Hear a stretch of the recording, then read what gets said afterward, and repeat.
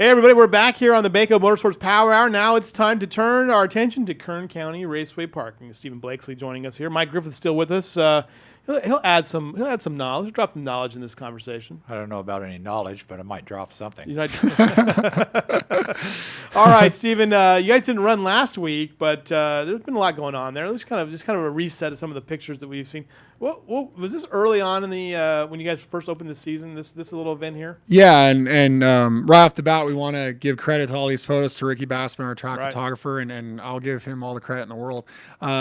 This was our car show in the month of March, on March the 22nd, and we had over 200 cars. We had 2,000 people on the grounds. We raised $4,000 for Fight for Life, and this was the burnout contest. And you can probably tell this is the winning burnout from the burnout contest. All right, that's a good looking shot for sure with that. Yeah, he pulled up to the starting line, and he had his window down, and he said something to one of our officials, and then he rolled the window up, and we went, okay, this guy means business, and that's what he ended up doing. Nice.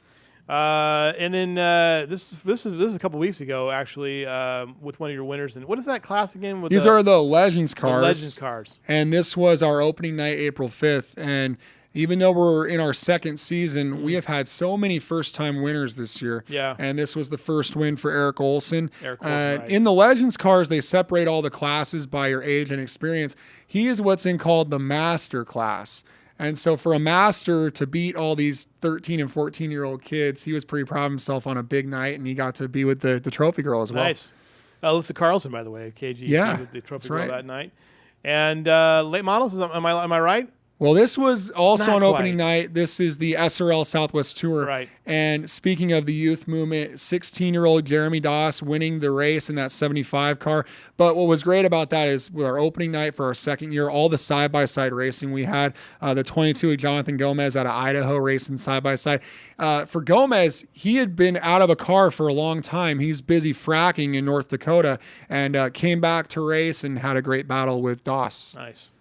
And talking about side-by-side racing, my favorite thing, the Bandoleros, everybody.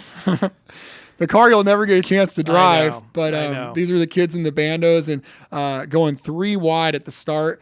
And, you have the 23 on the inside, Ryan Vargas, last year's state champion, R-Track champion on the outside, and then 13-year-old Braden Rogers in the middle. They just look like they'd be fun just to spin around in. I know that'd be just gigantic in it, but I mean, they're cool-looking little cars. They really are. Griffith, you don't have a comment over there? All right. No, they're fine. Okay, all right. All right, what are we looking at here? Well, these are the Sitco lubricant late models. See? And when I kind of know, I keep my mouth shut. That's there you go. Smart. There you go. Well, again, youth movement, because that 51 of Racing Vernon rookie driver, he's only 15 years old and already has a 6th place finish out of our first 4 races. So he's coming on strong. And that 12 of Hugh Stubblefield, who hadn't raced in quite a long time, going back to the Mesa Marin days. And this kind of pulled him out, getting this track open, and they were racing side by side. I think it's the fearlessness of those kids that sets them apart when they're racing that young and 15 years old. They don't know what could necessarily happen. They haven't had the experience of having the bad accident yet. Right. So, they're pretty aggressive. Okay, and then you can always get a good T-shirt at the thing. This is your Canon, which, by the way, accordingly, you told me has reached the top of the superstructure. Yeah, it made it to the top of our 5-story tower. Yeah, and our spotters official caught it, and then came down to my booth on the 4th floor and threw it down into the 3rd floor suites. But this Canon's legitimate. That's our infield announcer Barry McKeever, who used to be one of the tower announcers at Mesa Marin, and just like our photographer, I'll put Barry up with anybody as far as infield. And then, of course, this is the 911 series. This was the Bakersfield Fire Department's crash. We'll see those again. Are they this coming up this weekend too again? They are, and that's part of why I wanted to have them in our reel. They have their 2nd round coming up. Yeah. Now we have 7 teams, of course, with Bakersfield Fire, Kern Sheriff, Bakersfield PD. Bakersfield PD and Bakersfield Fire were toe-to-toe for the race win. And this is what happens with a couple laps to go. Things got a little crazy, and Bakersfield Fire got hooked into the wall. Nice. The driver that won the race, the Shafter PD, Josh Stevens, he's going to drive again this weekend. So a lot of times we're going to have different drivers, but he gets to drive again. So that's going to make it really tough on the rest of the field. He has that experience. And Just having the knowledge of what to expect, that's got to be huge. yeah, so we'll see if anyone can take him down. I would think it would take like 2 or 3 laps to figure out just where I'm going. Okay, and then what are we looking at here? Or Pro 10 late or models. 12. What? What's that? Or 10 or 12. Well, or easy 20 there. or 30. Yeah. Easy there. I'm giving myself the benefit of the doubt. There you go. Pro late models right here, and they race Saturday, and that's the 99 of Tim Smith, who was our champion last year, and they missed the setup a little bit on the opener, as you can tell. That's not the fast way around the track. And the driver in that 6 car, Thomas Martin, he races in the West Series. Okay. And then, of course, it's always good to come to the track and see a beautiful fireworks display. Yeah, we're all about the fireworks at our racetrack. And It's a great shot, by the way. And that was opening night. And we'll do the fireworks again on May 24th with the Armed Forces 150 for the West Series. And arguably one of our biggest nights last year. We had about 4,500 people there. So Very looking good. forward to that. All right. And then, of course, they're the legends right there. And speaking of first-time winners, the 31 Fast Eddie Garoni.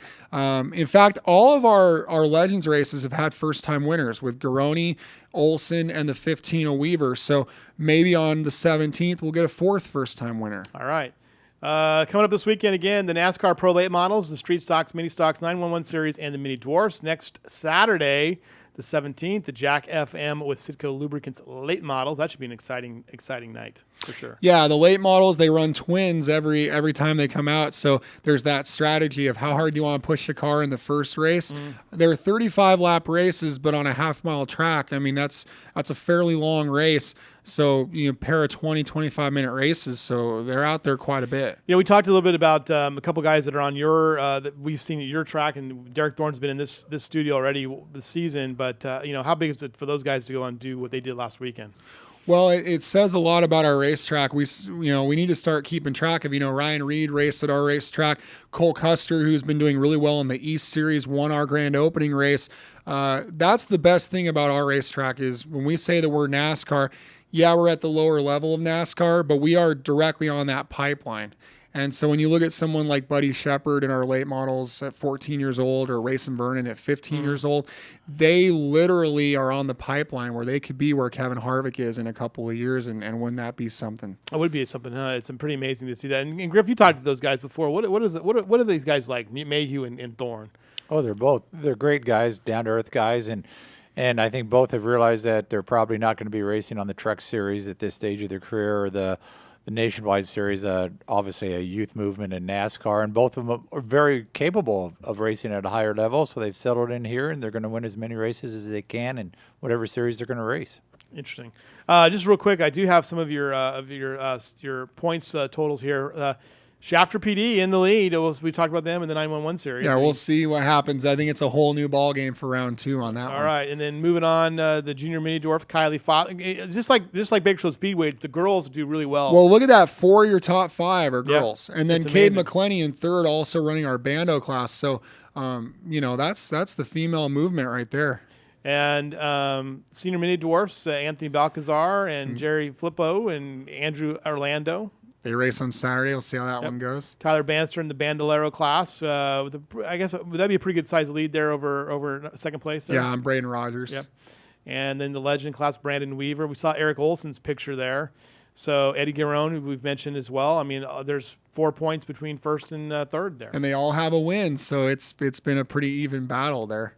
And mini stock, Randall Smith and Stacey Evans. And That one's interesting to me, Lewis, because Randy Smith, his son Tim, was our Pro Late Model champion. So you could have a father-son, maybe they're both in contention. And then Stacey Evans, speaking of the female movement, is a rookie to pavement racing and is only 6 points out of the lead. I mean, Stacey's right there for her first season on pavement. Interesting. Is that not Dick Shepard's niece? Yes. So that would make Back up. Buddy's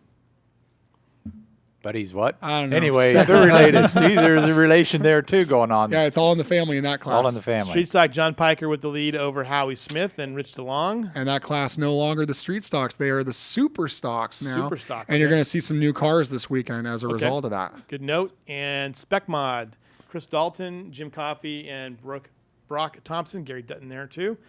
And it's late model, Brian Richardson with a 2-point lead over Lance Wilson and Eric Richardson at third. And Pro Late Model, David Mayhew again, and Tim Smith, and Thomas Martin, and Johnny White. And that's the big battle this week, and they go 50 laps. They're our fastest stock cars. They'll do a 17-second lap around our speedway. So this is going to be a good time. Good time. What does it cost to come this week? It's $15 for adults or $20 for a reserve seat. We have a discount if you're youth, if you're senior, military. We also have family discount. There's a family pass. The best thing is kids 5 and under are free. So you bring the kids and have a good time. We'll have the T-shirts going. We have a bounce house out there, face painting. There's all sorts of stuff going on. Good stuff. And so then the 24th, though, or the 17th, we have the Citgo late models.